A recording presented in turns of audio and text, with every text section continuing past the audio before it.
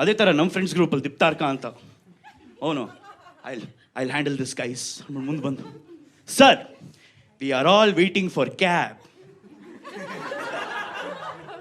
ಪೊಲೀಸನ್ನು ನೋಡಿ, ಮತ್ತೆ ಹೆಲ್ಮೆಟ್ ಯಾಕೆ ಹಾಕಿದ್ಯಾ ಬುಳಿ ಮಗನೆ?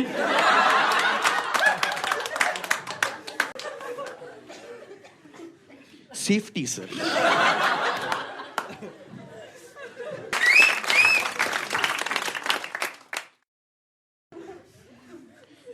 ಅವ್ರು ನನ್ನ ನೋಡ್ಬಿಟ್ಟು, ಇವರೆಲ್ಲರೂ ನಿನ್ನ ಹೊಡೆಯಕ್ಕೆ ಬರ್ತಾ ಇದ್ರು ತಾನೇ? ಕೊಡ್ದಿದ್ದೀಯಟಲ್ಲಿ ನಾನು. ನೆಕ್ಸ್ಟ್ ನನಗೆ ನೆನಪಿರೋದು, ಬೆಂಗಳೂರಿನ ಚೆನ್ನಮ್ಮನಕೆರೆ ಅಚ್ಚುಕಟ್ಟು ಪೊಲೀಸ್ ಸ್ಟೇಷನ್ ಬೆಂಚ್ ಮೇಲಿಂದ ಹಿಂಗೆ ಎದ್ದಿದ್ದೀನಿ. ನನ್ನ ಕಣ್ಣು ಮುಂದೆ ನನ್ನ 10 ಜನ ಫ್ರೆಂಡ್ಸು ಕಾಚಾನಲ್ಲಿ 3 ರೌಂಡ್ ಕೋಟಿಂಗ್ ಆಗಿದೆ. ನಾನು ಎದ್ದಿದ್ದು ನೋಡ್ದಂಗೆ ನನ್ನ ಒಂದು ಫ್ರೆಂಡು, ಸರ್ ಎದ್ದ ನೋಡಿ ಸರ್, ಅವ್ನು ನಮ್ಮ ಬೆಸ್ಟ್ ಫ್ರೆಂಡ್ ಸರ್, ನೋಡಿ ಸರ್ ಅವ್ನು ನಿಜವಾಗ್ಲೂ ನಮ್ಮ ಫ್ರೆಂಡು ಸರ್. ಬೇಕಂದ್ರೆ ನೋಡಿ, ಅವ್ನು ಮುಂಚೆ ಲವ್ ಮಾಡ್ತಾ ಇದ್ದಿದ್ದು ಹುಡುಗಿದ ಹೆಸರು ಈಗಲೂ ಅವನ ಕೈ ಮೇಲೆ ಅಚ್ಚೆ ಇದೆ ನೋಡಿ ಸರ್.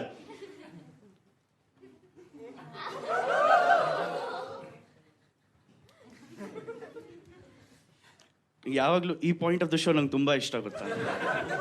ಯಾಕಂದ್ರೆ ಯಾವಾಗ ನನ್ನ ಕೈ ಮೇಲೆ ಈ ಟ್ಯಾಟೂ ಇದೆ ಅಂತ ತೋರಿಸ್ತೀನಿ, ಹುಡುಗಿರೆಲ್ಲರೂ ಗಾಂಡು.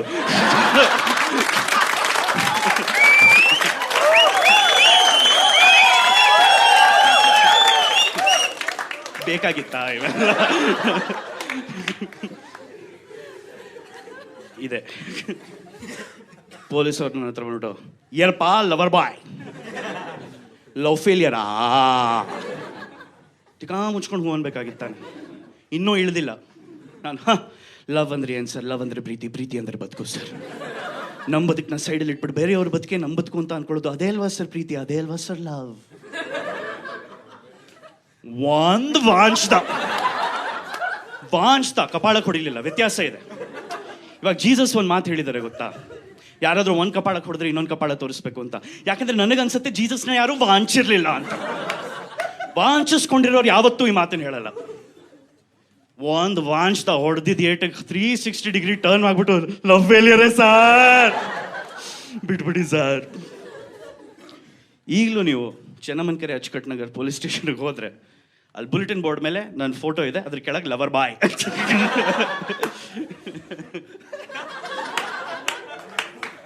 Thank you. Story number 2 done.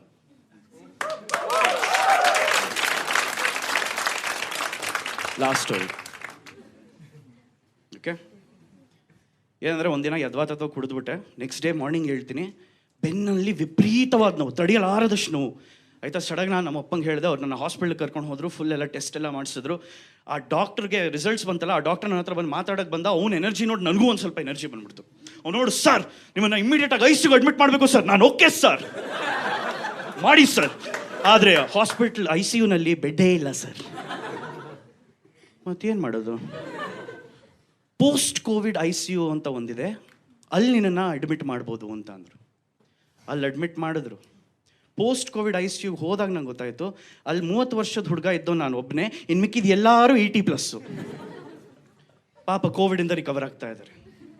ಅದು ನನ್ನ ಪಕ್ಕ ಮಹಾನುಭಾವ ಶಿವಪ್ಪ ಹೊಳ್ಳ ಅಂತ ಮಲಗಿದ್ರು.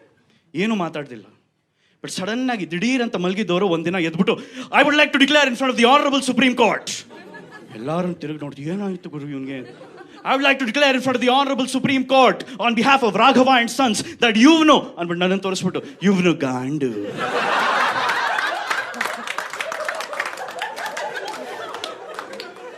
ಆ ಕಡೆಯಿಂದ ಫಾತಿಮಾಜಿ, ಆಯ್ತು ತಿಕಾ ಮುಚ್ಚಲೇ. ಅವನು ಓಕೆ ಅಂದ್ಬಿಟ್ಟು ಮಲ್ಕೊಂಡ್ಬಿಟ್ಟ. ಆಮೇಲೆ ಹೇಳಲೇ ಇಲ್ಲ. ಅಂದ್ರೆ 5 ದಿನ ICUನಲ್ಲಿದ್ದೆ, ಹೇಳಲೇ ಇಲ್ಲ ಅವನು. ನನಗೆ ಎಷ್ಟು ಮೈಂಡ್ ಫಕ್ ಆಗಿರ್ಬೇಡ. ನಾನು 5 ದಿನ ICUನಲ್ಲಿ ಕೂತ್ಕೊಂಡು ಯೋಚನೆ ಮಾಡ್ತಾನೆ ಇದ್ದೀನಿ, ನಾನು ನೋಡೋದಕ್ಕೆ ನಿಜವಾಗ್ಲೂ ಗಾಂಡು ಥರ ಇದ್ದೀನ, ಇಲ್ಲ ಬೇರೆ ಯಾವುದೋ ಗಾಂಡು ನಾನು ನೆನೆಸ್ಕೊಂಡು ನನ್ನ ಗಾಂಡು ಅನ್ನ. ಅವ್ನು ನಿಜವಾಗ್ಲೂ ಸುಪ್ರೀಂ ಕೋರ್ಟಲ್ಲಿ ನಿಂತ್ಕೊಂಡು ಗಾಂಡು ಅನ್ನ. ಆಗ ಯೋಚನೆ ಮಾಡಿ ಇಷ್ಟೆಲ್ಲ. ಇವಾಗ ನಂಗೇನು ಗೊತ್ತಾ, ನನಗೆ ಪ್ರಾಬ್ಲಮ್ ಇರೋದೇ ಇದು, ನಂಗೆ ಕ್ಲೋಷರ್ ತುಂಬ ಮುಖ್ಯ. ಪ್ರತಿ ಕತೆಗೂ ನನಗೆ ಎಂಡಿಂಗ್ ಗೊತ್ತಾಗಬೇಕು. ಎಂಡಿಂಗ್ ಗೊತ್ತಾಗಲ್ವಾ ನನಗೆ ತಡೆಯೋಕ್ಕಾಗಲ್ಲ. ಲೈಕ್ ಫಿಲಮ್ ಎಷ್ಟೇ ಕಚಡವಾಗಿರಲಿ, ನಾನು ಎಂಡಿಂಗ್ ತನಕ ಕೂತ್ಕೊಂಡು ನೋಡ್ತೀನಿ. ಯಾಕಂದ್ರೆ ಬೈ ಚಾನ್ಸ್ ಚೆನ್ನಾಗಾಗ್ಬಿಟ್ರೆ, ಇಲ್ಲಿ ತನಕ ಲೌಡಾನೂ ವರ್ಕ್ ಆಗಿಲ್ಲ, ಬಟ್ ಆದರೂ ಏನೋ ಒಂದು ಇದೇ ಥರ ಒಂದಿನ ಸಿಗ್ನಲಲ್ಲಿ ನಿಂತಿದ್ದೀನಿ, ಗೊತ್ತಲ್ಲ ಟೈಮರು 125 ಸೆಕೆಂಡ್ಸು. ಕಾಯ್ತಾ ಇದ್ದೀನಿ. ಸಡನ್ನಾಗಿ ನನ್ನ ಪಕ್ಕ ಒಂದು ಆಟೋ ಬಂದು ನಿಲ್ತು. ಆಟೋ ಒಳಗೆ 2 ಹುಡುಗಿರು, ಒಬ್ಳು ಅಳ್ತಾ ಇದ್ದಾಳೆ, ಇನ್ನೊಬ್ಳು ಸಮಾಧಾನ ಮಾಡ್ತಾ ಇದ್ದಾಳೆ. ಅಳ್ತಾ ಇರೋಳು.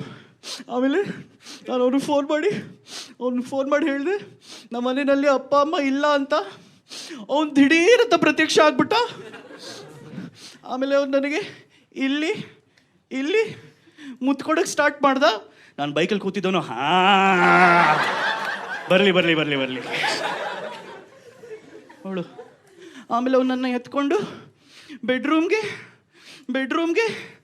ಬೆಡ್ರೂಮ್ಗೆ ಸಡನ್ನಾಗಿ ಸಿಗ್ನಲ್ ಗ್ರೀನ್ ಆಗೋಯ್ತು, ಆಟೋ ಮುಂದೋಟೋಯ್ತು. 3 ಕಿಲೋಮೀಟರ್ ಅಟ್ಟಾಡಿಸ್ಕೊಂಡು ಹೋಗಿದ್ದೀನಿ ಆಟೋನ. ನನಗೆ ಆ ಕಥೆದ ಎಂಡಿಂಗ್ ಗೊತ್ತಾಗ್ಬೇಕು. ಅಲ್ಲ, ನಮ್ಮ ಹುಡುಗ ಎಲ್ಲ ಕೆಲಸ ಸರಿಯಾಗಿ ಮಾಡ್ತಾ ಇದ್ನಲ್ಲ, ಅಳ್ತಾ ಇದ್ಲು ಯಾಕೆ? ಡೌಟು. ಹೆಸರು ಮೇಲೆ ಟ್ಯಾಟೂ ಹಾಕಿಸ್ಕೊಂಡು ನಾವು ಮನೆಯಲ್ಲಿ ನಮ್ಮ ಅಮ್ಮಂಗೆ ಯಾವಾಗ ಗೊತ್ತಾಯ್ತೋ ಇಮ್ಮಿಡಿಯೇಟಾಗಿ ನನ್ನನ್ನು ಜ್ಯೋತಿಷ್ಯರ ಹತ್ರ ಕರ್ಕೊಂಡು ಹೋದ್ರು. ಜ್ಯೋತಿಷ್ಯರು ಅವಳ ಹೆಸರನ್ನ ಆ ಟ್ಯಾಟೂನ ಸಡನ್ನಾಗಿ ಹಿಂಗೆ ಮುಟ್ಟಿ, ಬ್ಯಾಕ್ಗ್ರೌಂಡಲ್ಲಿ DTS ಎಫೆಕ್ಟಲ್ಲಿ ಲೈಟ್ನಿಂಗು, ಥಂಡರು. ನನ್ನನ್ನು ಹಿಂಗೆ ನೋಡ್ಬಿಟ್ಟು, ಸುಹಾಸ್, ಈ ಹೆಸರು ಉಳ್ಳ ವ್ಯಕ್ತಿ ನಿನ್ನ ಮನಸ್ಸಿನಲ್ಲಿ ಗೊಂದಲವನ್ನು ಉಂಟು ಮಾಡುತ್ತಾನೆ. ನಾನು ಮಾಡುತ್ತಾನೇನಾ? ಪರವಾಗಿಲ್ಲ, ಜ್ಯೋತಿಷರಿಗೆ ಏನೋ ಫ್ಲೋನಲ್ಲಿ ಹೇಳ್ಬಿಟ್ರು, ಅರ್ಥ ಮಾಡ್ಕೊಳ್ಳೋಣ ನಾವೇ ಅಂತ ಅನ್ಕೊಂಡೆ. ಆದರೆ ಇಷ್ಟೊಂದು ವರ್ಷಗಳ ನಂತರ ಯಾವಾಗ ಈ ಆಸಾಮಿ ನನ್ನ ತಿಕ್ಕತ್ತೂತನ್ನು ತಿಕ್ತಾ ಇದ್ನೋ, ಹಿಂತಿರುಗಿ ಹಿಂಗೆ ನೋಡ್ತೀನಿ, ಅವ್ನ ಹಾಸ್ಪಿಟಲ್ ಯೂನಿಫಾರ್ಮ್ ಮೇಲೆ ಇಲ್ಲಿ ಅಂಜಣ್ಣ ಅಂತ ಬರ್ತಿತ್ತು.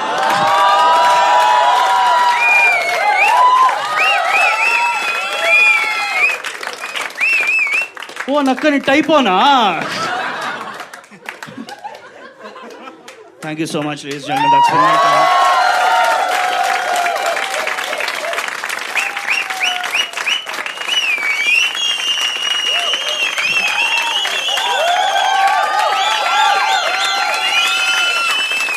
ವಿಡಿಯೋನ ಕೊನೆ ತನಕ ನೋಡಿದ್ದಕ್ಕೆ ತುಂಬ ಧನ್ಯವಾದಗಳು. ನಿಮಗೆ ಯಾವ ವಯಸ್ಸಲ್ಲಿ ಲವ್ ಫೇಲಿಯರ್ ಆಗಿ ನಿಮ್ಮ ಹಾರ್ಟ್ನ ಪರ ಅಂತ ಕೆರ್ಕೊಂಡ್ಬಿಟ್ರು, ನಮಗೆ ದಯವಿಟ್ಟು ಕಾಮೆಂಟ್ ಸೆಕ್ಷನಲ್ಲಿ ತಿಳಿಸಿ. ಪ್ರೀತಿ ಮಧುರ ತ್ಯಾಗಾಬರ. Like, share, subscribe.